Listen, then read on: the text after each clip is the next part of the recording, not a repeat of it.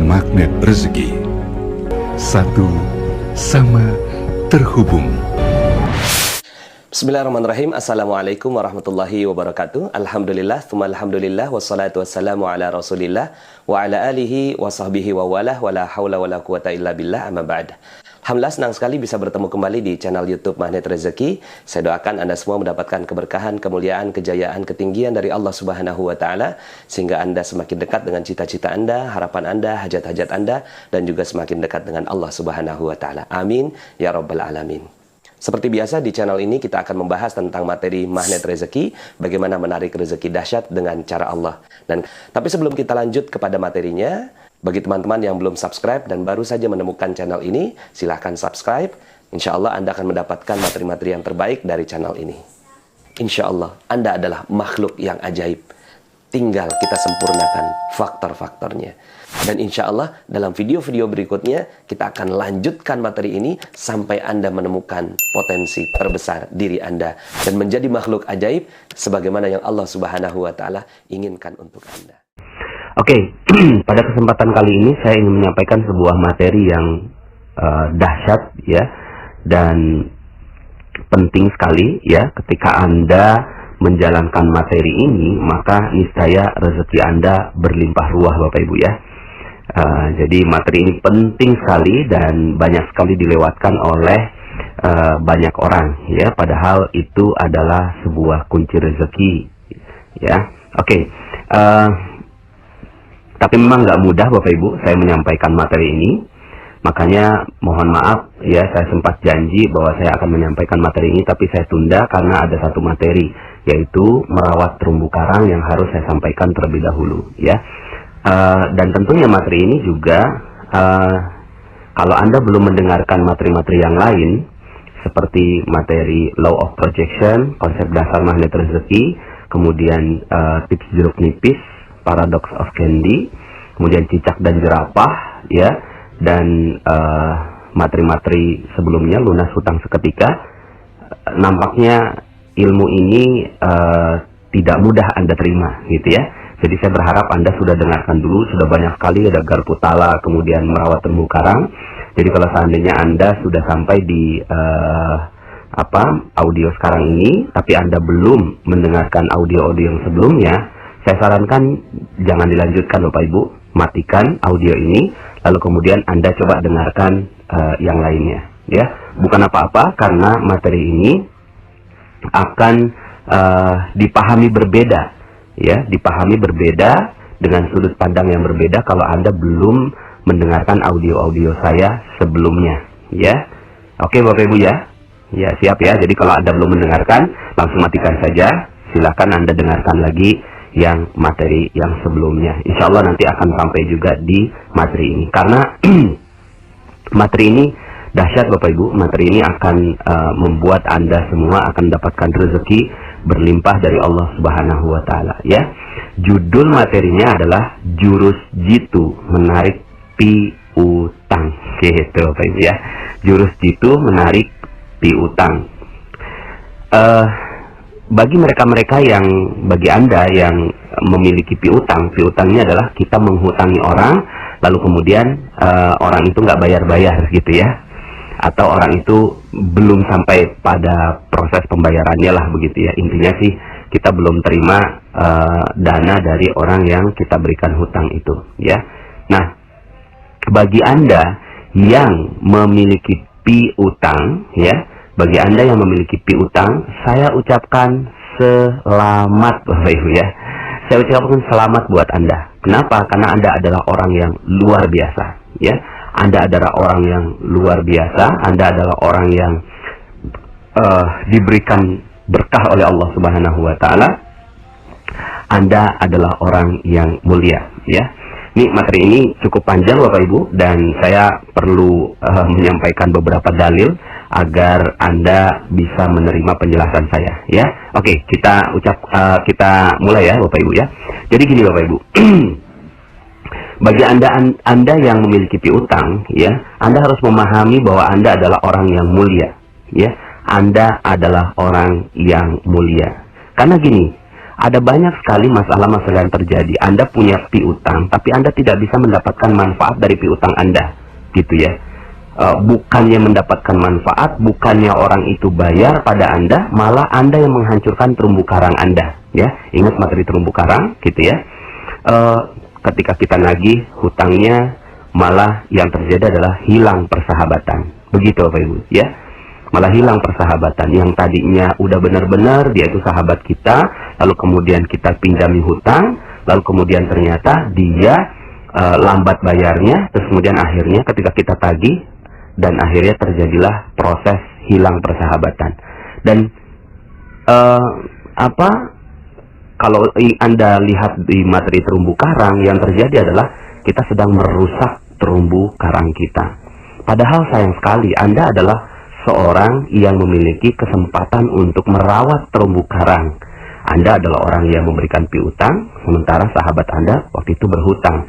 Maka yang harusnya terjadi adalah ini terjadi proses rezeki yang luar biasa berlimpah. Tapi yang terjadi malah hilang Bapak Ibu, ya. Kenapa? Karena hilang persahabatan, gitu ya. Kemudian yang masalah yang berikutnya yang terjadi, ternyata yang kita tagih lebih galak daripada kita, gitu ya. Lebih galak loh Ibu ya, udah kita tagih gitu ya, kemudian kita datangi, terus kemudian akhirnya dia malah lebih galak daripada kita, ya. Akhirnya ya ini yang masalah yang terjadi akhirnya, gitu ya. Hilang persahabatan, nggak nyaman dan seterusnya. Kemudian Bapak Ibu, yang terjadi juga, yang sering terjadi itu akhlak dari penghutang itu mengulur-ngulur waktu, mengulur-ngulur buying time lah begitu ya. Kemudian akhirnya kitanya jadi kesel. Nah kesel ini akhirnya kita terjeruk nipis Bapak Ibu ya.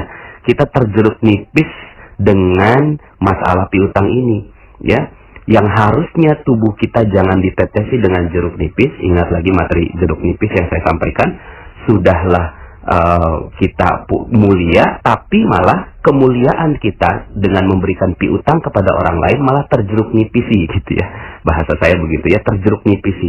Anda tetesi semuanya gitu ya, karena akhlak orang itu mengulur-ngulur, kemudian Anda kesel, Anda bete, Anda jutek gitu ya, Anda nggak mau lagi hubungi dan seterusnya. Akhirnya ya Anda, apalagi ya misalnya nih ketika udah akhlak penghutangnya seperti itu, Anda terjeruk nipis, lalu kemudian Anda menggibahinya gitu ya, atau menggosipinya di luar-luar. Jangan lo kasih utang ke dia, sama saya aja belum bayar, dan seterusnya gitu ya. Yang terjadi akhirnya rusak terumbu karangnya Bapak Ibu ya.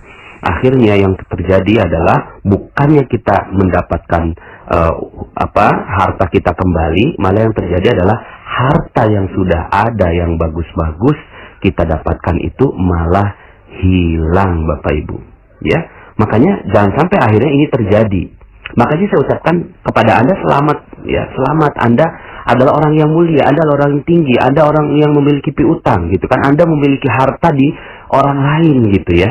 Jangan sampai akhirnya ketinggian Anda ini, kemuliaan Anda ini turun derajatnya hanya gara-gara tidak tepat dalam bersikap pada urusan piutang ini Bapak Ibu ya. Maka Bapak Ibu ya, saya akan sampaikan beberapa kemuliaan-kemuliaan bagi Anda ya.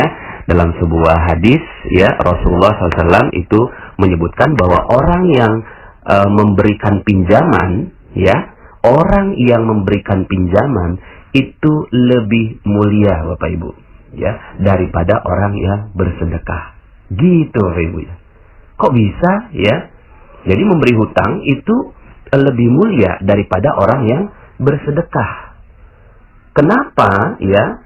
Kenapanya? Ya mungkin kita bisa ambil logika ya. Misalnya kalau kita berikan sedekah kepada orang lain ya, maka yang terjadi adalah instan begitu aja. Ketika kita berikan kepada orang lain terus kemudian kita sedekah, selesai, nggak ada urusan lagi setelah itu ya.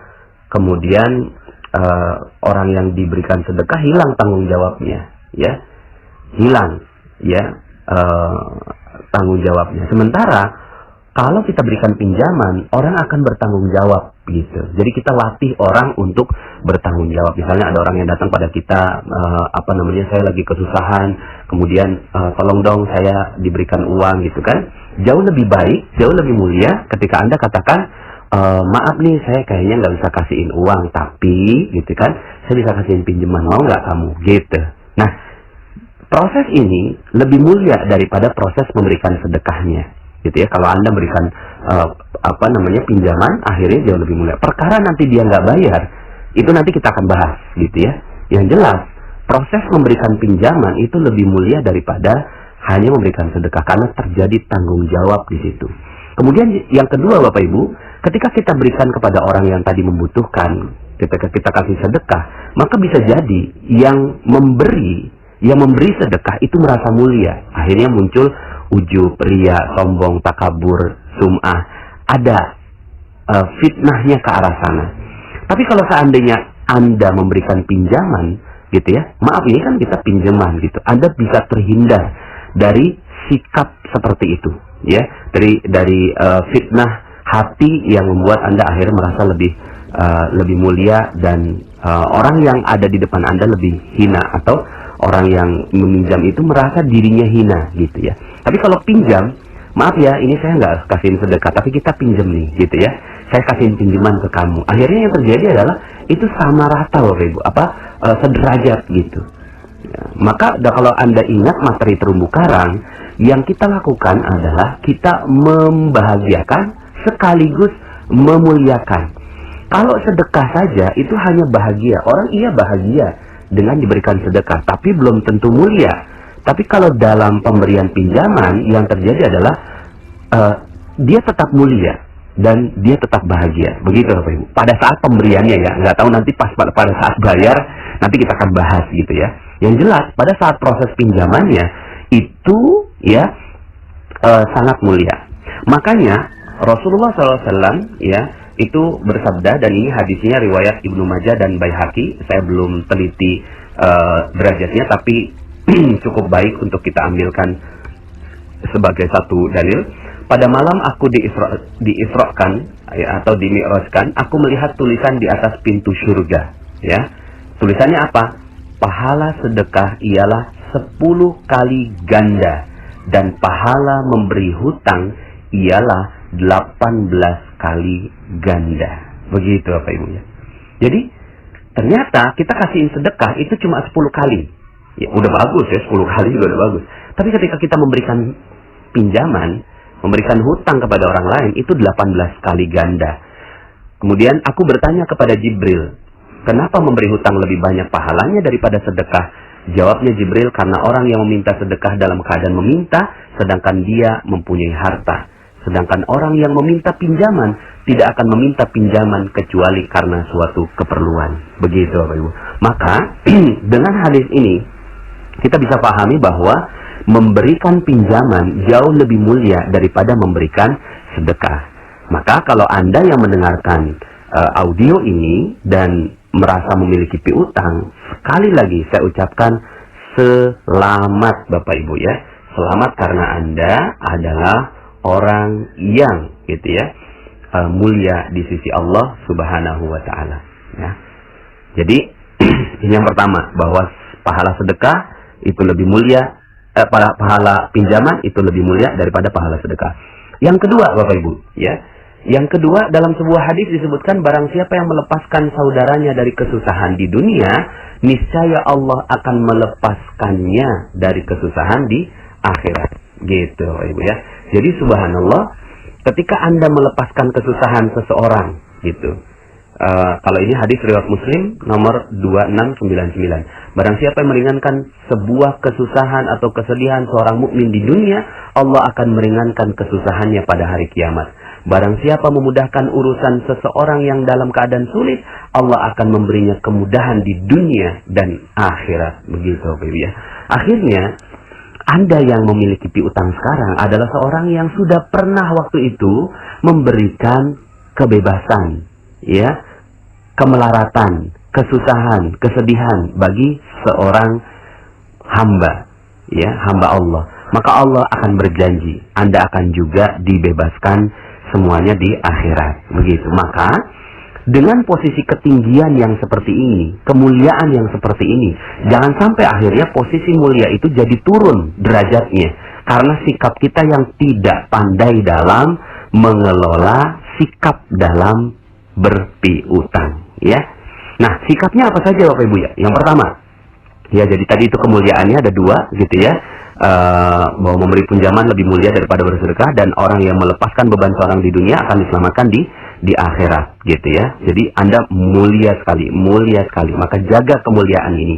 Gimana cara menjaganya? Pertama, ya, ikhlas dan ridho terhadap apa yang kita lakukan ini.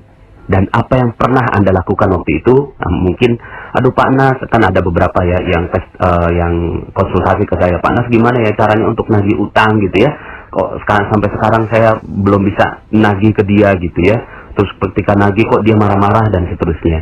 Bapak Ibu, proses ikhlas dan ridho itu diberikan pada saat awal gitu. Pada saat awal itu kita ikhlas dan ridho.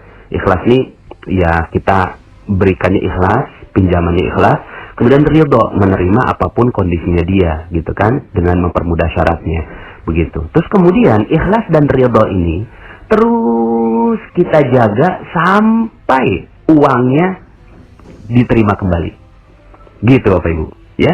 Jadi ini yang harus dijaga, sikap kita ikhlas dan ridhonya itu nggak boleh turun. Saat pertama kali kita berikan itu kita ikhlas dan ridho, biasanya begitu. Tapi pada saat kok ya kita lagi butuh, dianya kagak ngembaliin, itu langsung turun derajat kita Bapak Ibu. Lalu kemudian akhirnya kita bete, jeruk nipis kita muncul gitu ya. Terus kemudian jendela buram kita muncul. Kemudian akhirnya kita nggak percaya dengan Allah gitu ya. Terus kemudian kita sebel sama si orang itu, akhirnya terumbu karangnya kita hancurkan. Maka Bapak Ibu ya, yang harus kita lakukan adalah jagain nih ikhlas dan ridhonya sampai itu uang kembali gitu. Kalau Anda berhasil menjaga keikhlasan dan keridhaan ini, maka insya Allah rezeki Anda akan terbuka Bapak Ibu. Dan ternyata memang salah satu perisainya karena Anda nggak tenang, nggak ikhlas, nggak ridho pada saat Anda uangnya tertahan. Dan sebenarnya tertahannya juga bukan karena orang itu. Saya yakin orang itu kalau udah punya uang gitu ya, pasti ngembaliin kok. Tapi siapa coba yang nahan itu uang? Gitu ya. Siapa yang nahan tuh orang akhirnya nggak dapetin rezeki? Karena Allah juga. Allah yang nahan rezekinya. Nggak mungkin gitu ya. Kalau Allah mau kasih rezeki mah gampang aja. Kalau Allah mau kasih hidayah pada dia, gitu ya, kamu tuh rezekinya nggak terbuka karena kamu punya utang sama si fulan. Lalu kemudian dia bersegera memberikan hutangnya pada kita, hartanya pada kita, begitu Bapak Ibu. Maka Bapak Ibu ya, ini yang harus Anda lakukan, yang harus kita lakukan ya. Saya juga latihan ketika saya punya piutang, ya udah ikhlas dan ridho sampai ujungnya gitu ya. Karena begini, mungkin pada saat kita berikan hutang kepada orang lain, sekarang mungkin kita sedang punya Bapak Ibu, pas kita lagi punya, dan itu juga bukan milik kita juga toh, itu juga milik Allah kan. Ya, pada saat kita berikan kepada dia, nih saya kasih ke kamu ya, gitu ya, saya kasih ke kamu gitu. Pada saat itu mungkin kita lagi punya dan dia lagi nggak punya Bapak Ibu. Tapi satu saat bisa nggak keadaannya berbalik? Bisa Bapak Ibu. Pada saat kita yang lagi butuh dan dia yang lagi punya, maka sudah ikhlas dan ridho terus sampai akhir. Karena Anda ingin menjaga gitu kan posisi mulia Anda di sisi Allah ya, dan ingin membantu kondisi kesulitan saudara Anda, maka ya sudah bismillah ikhlas dan ridho tentang itu sampai uangnya kembali gitu ya. Jadi kalau seandainya Anda sekarang ini masih ada yang terjeruk nipisi ya, dengan piutang Anda yang belum kebayar ya, sampai detik ini penjelasan saya mudah-mudahan Anda bisa oke ya, semuanya hanya jeruk nipis gitu kan, lepasin Bapak Ibu, ikhlas dan ridho. Yang kedua tentunya ya, sikap yang harus kita lakukan ketika memberikan piutang, sunnahnya untuk ditulis. Ada satu ayat yang panjang sekali di dalam Al-Quran, gitu ya, panjang sekali ayatnya, dan itu adalah ayat terpanjang di dalam surat Al-Baqarah, ya, itu kaitannya dengan sunnah ini, untuk menulis Bapak Ibu. Agar apa? Agar ketika terjadi konflik, itu ada rujukannya gitu ya. Ya saya juga materi ini untuk saya juga, kadang-kadang saya juga nggak nulis ya. Tapi bismillah, insya Allah mudah-mudahan kita bisa menulis ini. Tulisannya agar kita menjadi punya rujukan pada saat terjadi perbedaan pendapat. Kemudian yang ketiga ya, nah ini dia ya, yang namanya proses pinjaman dan Anda ingin mendapatkan berkah dari rezeki piutang, syarat yang nomor 3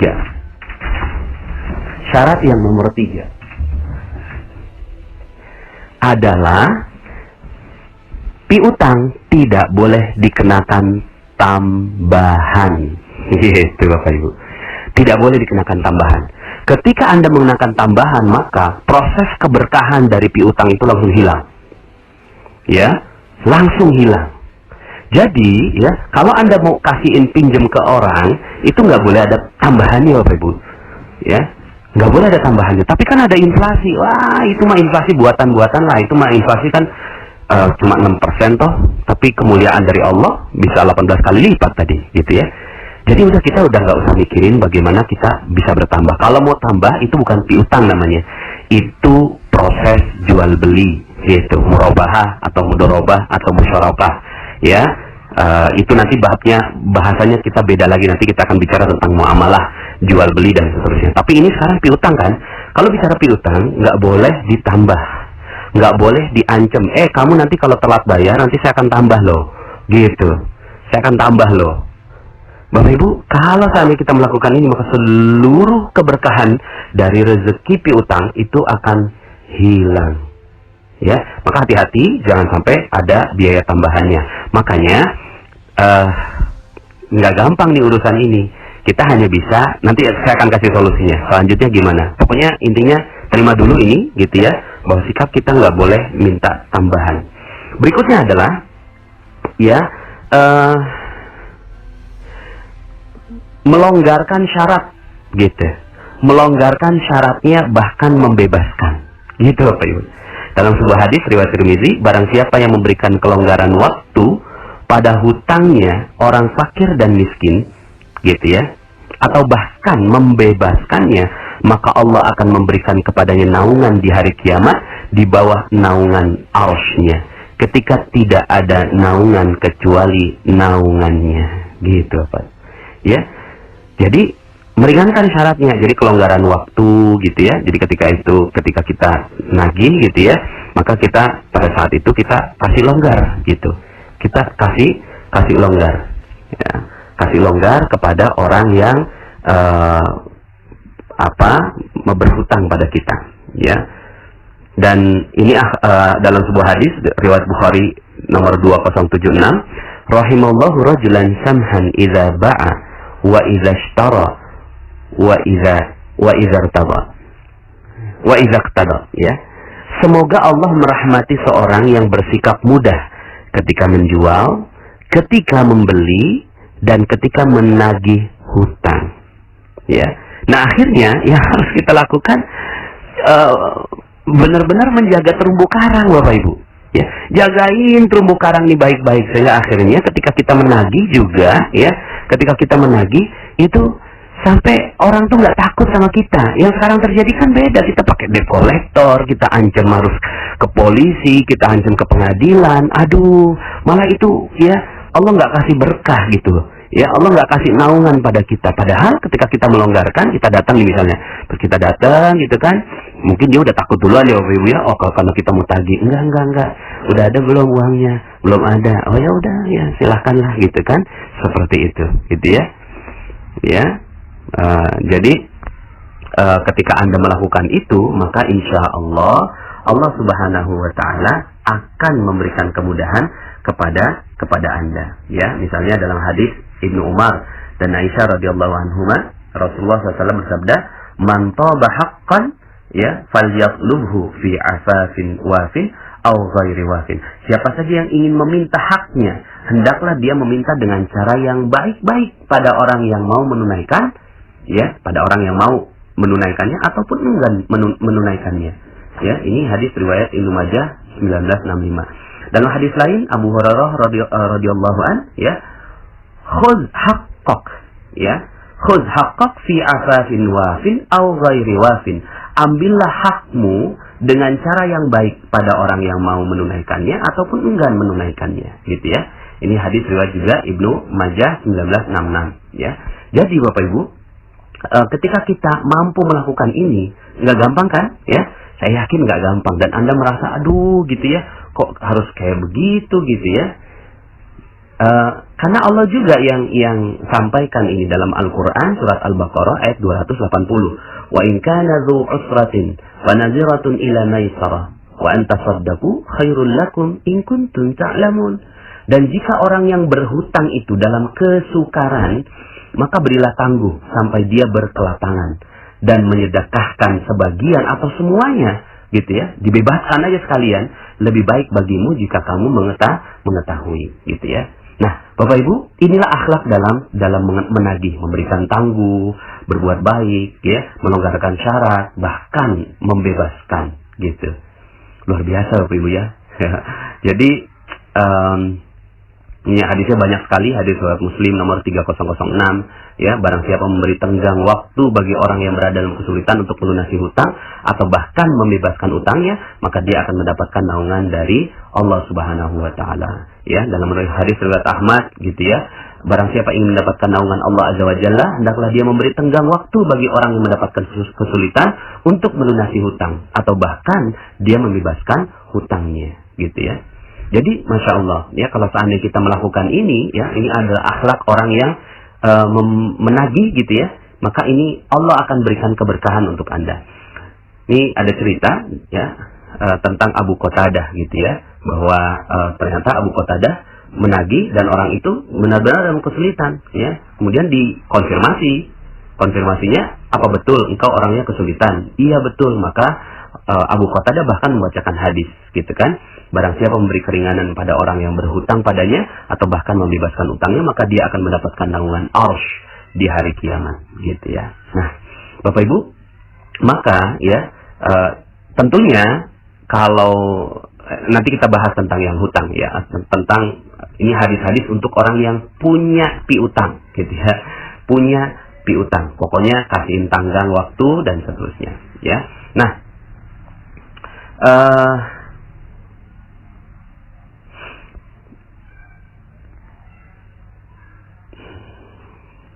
Nah, jadi Bapak Ibu,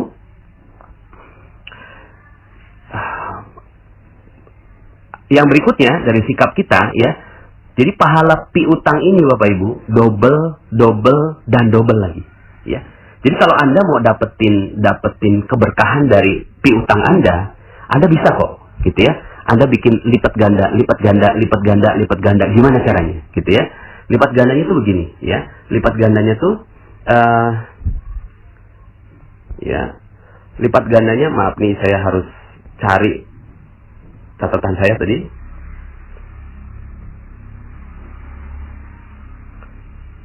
Nah, ini dia, ya. Dari Sulaiman bin Buraidah, gitu ya. Barang siapa memberi tenggang waktu pada orang yang berada dalam kesulitan, gitu ya. Jadi dia memberi tenggang waktu pada orang yang berada dalam kesulitan, yaitu hutangnya, maka setiap hari sebelum batas waktu pelunasan, dia akan dinilai bersedekah senilai pinjamannya itu. Jadi misalnya gini, Anda pinjemin orang 5 juta, ya, lalu kemudian batas waktunya 3 bulan. Selama 3 bulan itu, maka Anda dapetin bersedekah 5 juta, dihitung di sisi Allah sampai 3 bulan. Dahsyat Bapak Ibu, ya. Jadi Anda kalau mau dapetin berkahnya dari piutang Anda, ini syaratnya, gitu ya.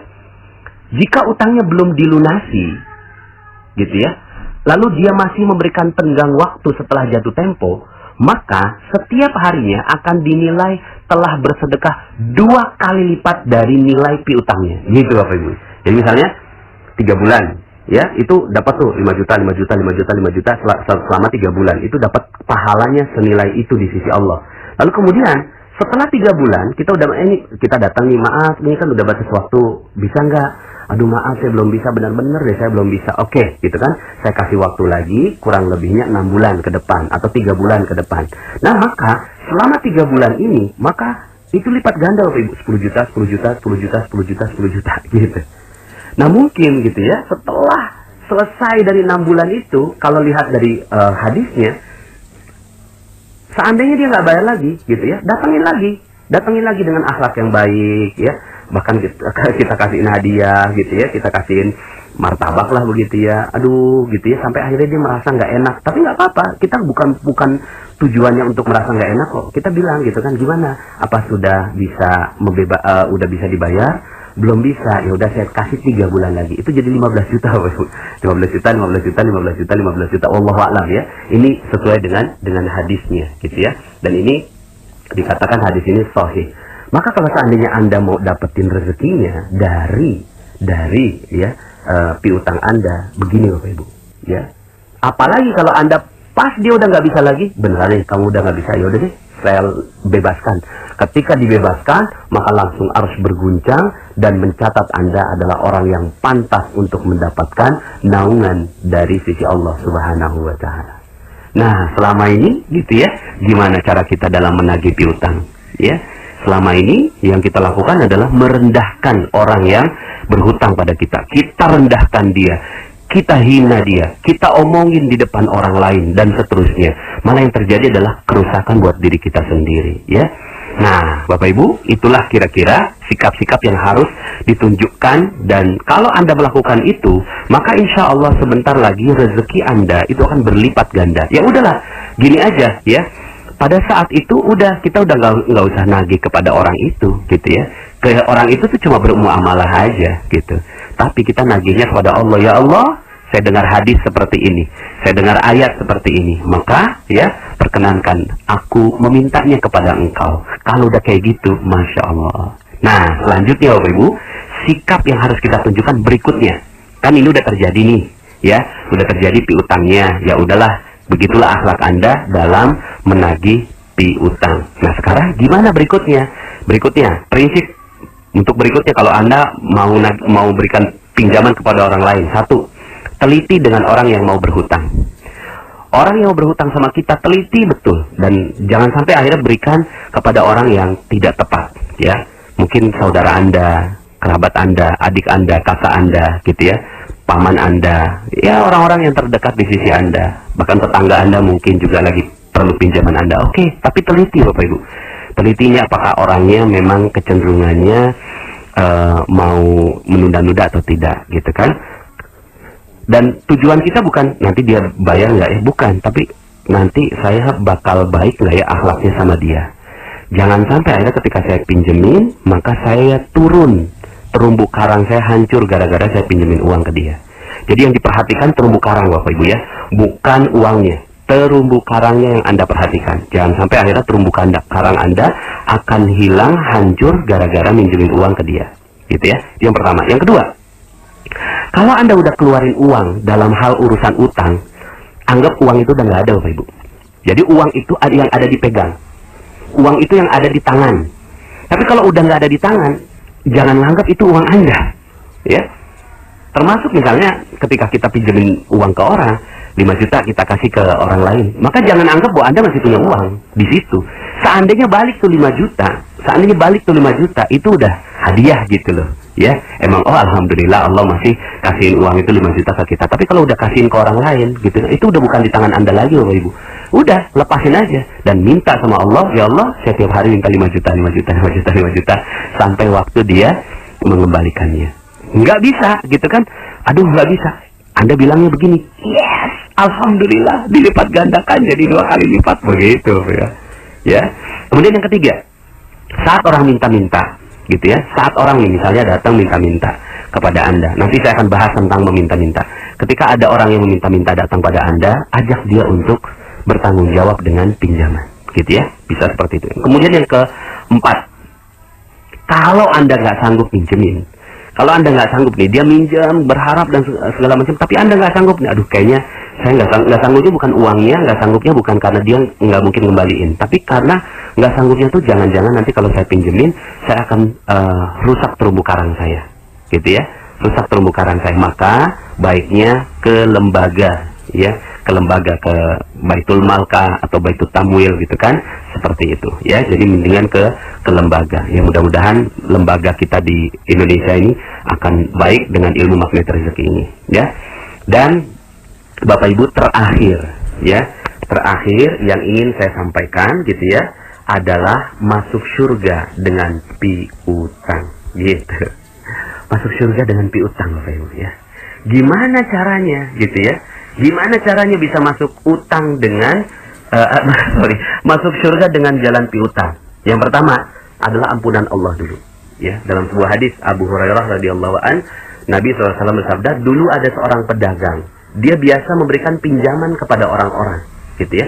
Jadi pedagang biasa kasih pinjaman. Ketika melihat ada orang yang kesulitan, dia berkata pada budaknya, maafkanlah dia. Artinya bebaskan utangnya. Maka ya, semoga Allah memberi ampunan pada kita, dan semoga Allah pun memberikan ampunan kepadanya. Sampai begitu Bapak Ibu ya. Nah, orang yang seperti ini gitu ya, itu dalam sebuah hadis ya, riwayat Ahmad disebutkan, ada seseorang didatangkan pada hari kiamat. Allah berkata yang artinya, lihatlah amalannya. Kemudian orang tersebut berkata, wahai Rabbku, aku tidak memiliki amalan kebaikan selain satu kebaikan. Gitu. Jadi ini orang dihadapkan kepada Allah, coba lihat catatan amalnya. Enggak ada. Ya sholatnya biasa, ya biasa lah gitu ya, bukannya spesial banget. Tahajudnya biasa, duhanya biasa gitu ya. Kemudian semuanya biasa lah gitu ya. Dia juga nggak spesial banget. Dia juga mungkin nggak bisa berdakwah gitu kan. Dia juga mungkin tidak beramal yang baik-baik, yang sempurna begitu ya. Tapi dia punya satu amalan. Apa amalannya? Dulu aku memiliki harta, lalu aku sering meminjamkannya pada orang-orang. Setiap orang yang sebenarnya mampu untuk melunasinya, aku beri kemudahan. Begitu pula setiap orang yang berada dalam kesulitan, aku selalu memberi tenggang waktu sampai dia mampu melunasinya. Lantas Allah pun berkata, ya, aku lebih berhak memberi kemudahan. Orang ini pun akhirnya diampuni. Masya Allah. Maka Bapak Ibu, yuk sama-sama kita masuk surga. Ini hadisnya riwayat Ahmad. Syekh Syu'aib Al-Arnaud mengatakan bahwa hadis ini sahih, ya. Nah, ada lagi hadis dari Huzaifah, beberapa malaikat menjumpai ruh orang sebelum kalian untuk mencabut nyawanya. Kemudian mereka mengatakan, apakah kamu memiliki sedikit dari amal kebajikan? Kemudian dia mengatakan, dulu aku pernah memerintahkan pada budakku untuk memberikan tenggang waktu dan membebaskan utang bagi orang yang berada dalam kemudahan untuk melunasinya. Lantas Allah pun memberi ampunan kepadanya. Hadis riwayat Bukhari nomor 2077. Ya, jadi Bapak Ibu, sekali lagi saya ucapkan selamat bagi Anda yang punya piutang, karena Anda adalah orang yang mulia, dan jaga kemuliaan Anda itu sampai akhirat. Karena Allah Subhanahu wa Ta'ala senang dengan Anda, senang dan bahagia dengan Anda, karena Anda telah pernah memberikan keringanan kepada orang lain, dan tetaplah begitu. Berikanlah keringanan kepada orang lain, maka insya Allah Allah Subhanahu wa Ta'ala akan meringankan Anda di dunia maupun di akhirat. Pengalaman banyak sekali teman-teman saya gitu ya, yang mereka akhirnya punya piutang, ya udah deh gitu kan, ya mau ditagih gimana gitu ya, orangnya juga nggak mau bayar gitu ya, orangnya juga punya akhlak yang nggak bagus, ditagih malah nggak enak gitu ya.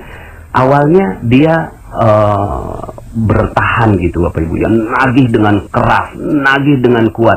Tapi kemudian setelah mengerti ilmu jurus jitu menarik piutang ini, akhirnya dia lepasin Bapak Ibu. Karena memang itu adalah belenggu juga. Ya, itu jeruk nipis, terumbu karangnya hancur gitu kan, jendelanya buram. Lepasin. Tas. Pas dilepas Bapak Ibu, Allah benar-benar kasih rezeki buat dia. Diberikan rezeki dari arah yang tidak disangka-sangka. Maka saya akan tunggu testimoni Anda ya. Saya akan tunggu testimoni tentang jurus jitu menarik piutang. Karena ternyata Allah sudah jamin bahwa Allah yang akan bayarin semua piutang-piutang Anda, bukan manusia. Ya, manusia mah lemah, manusia mah nggak bisa apa-apa, manusia mah ya terbatas, tapi Allah maha tidak terbatas. Maka mintalah sama Allah, ya Allah, saya telah dengarkan ilmu ini, maka aku lepaskan seluruhnya beban dalam hatiku. Nagih mah nagih aja, nagih mah datang gitu loh ya. Nagih datang tapi baik-baik. Kasihin hadiah buat orang yang pernah berhutang pada Anda. Lalu kemudian Bapak Ibu, Setelah itu Anda akan rasakan nikmat yang luar biasa berada di dalam diri Anda. Oke, sampai jumpa dalam video-video berikutnya. Kita akan lanjutkan materi ini sampai Anda menemukan potensi terbesar diri Anda dan menjadi makhluk ajaib sebagaimana yang Allah Subhanahu wa taala inginkan untuk Anda. Saya Nasrullah, sampai jumpa. Assalamualaikum warahmatullahi wabarakatuh.